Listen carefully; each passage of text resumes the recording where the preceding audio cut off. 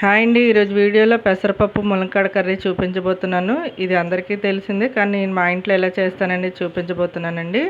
పెసరపప్పు మెత్తగా ఉడికించకుండా పలుకుల్లా ఉంటే మా అమ్మమ్మ చేసిన రెసిపీ అనమాట. ఇందులో ఎటువంటి పొడులు వేయకుండా సింపుల్గా చేసి చూపిస్తాను. ముందుగా పొయ్యి మీద ప్యాన్ పెట్టుకొని ఒక 2 స్పూన్ల ఆయిల్ వేసుకోండి. ఇప్పుడు పోపు దినుసులు వేసుకోండి. నెక్స్ట్ కొద్దిగా జీలకర్ర కూడా వేసుకోండి. మీడియం సైజ్ ఉల్లిపాయ సన్నగా తరిగి వేసుకోండి. ఒక 4 పచ్చిమిర్చి వేసుకోండి. చిన్న అల్లం తరుగు ఒక 4 వెల్లుల్లి రెబ్బలు కూడా వేసుకోండి. ఇలా అల్లం తరుగు వేయడం వల్ల టేస్ట్ అయితే చాలా బాగుంటుంది. తర్వాత ఇప్పుడు కరివేపాకు కొద్దిగా వేసుకోండి. ఇప్పుడు మంచిగా వేగిన తర్వాత పెద్ద సైజు టమాటో ఒకటి మెత్తగా ఉన్న టమాటో బాగా పండిని తీసుకోండి. అప్పుడే పప్పు అనేది టేస్ట్ చాలా బాగుంటుంది. సరే బాగా కలిపేసుకొని మంచిగా వేగనివ్వండి. ఈ వేగిన తర్వాత ఒక కప్పు పెసరపప్పు తీసుకున్నాను. ఇది క్వాంటిటీలో చెప్పాలంటే 1/2 కేజీ పెసరపప్పు తీసుకున్నాను అనమాట. పెసరపప్పు కొద్దిగా వేగిన తర్వాత అప్పుడు నేను ములంకాడలు అనేది వేస్తానమాట. మరి 2 ఒకేసారి వేసేస్తే చిదిరైపోతాయి. ఇప్పుడు ములంకాడలు తీసుకున్నాను. 2 లేత ములంకాడలు తీసుకొని అవి కూడా వేసేసుకోవాలి.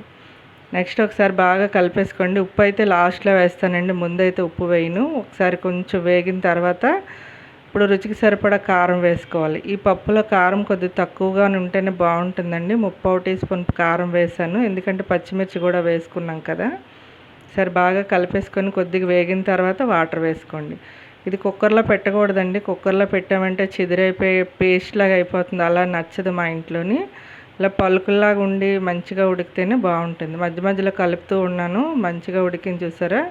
ఇలా కొద్ది పలుకుల్లా ఉండాలన్నమాట. ఇప్పుడు కొద్దిగా ఉప్పు వేసుకోండి. రుచికి సరిపడే ఉప్పు వేసుకొని ఒకసారి మొత్తం అంతా కలిపేసుకొని మీకు ఇంకా పలుచగా కావాలంటే కొద్దిగా వాటర్ వేసుకోవచ్చండి.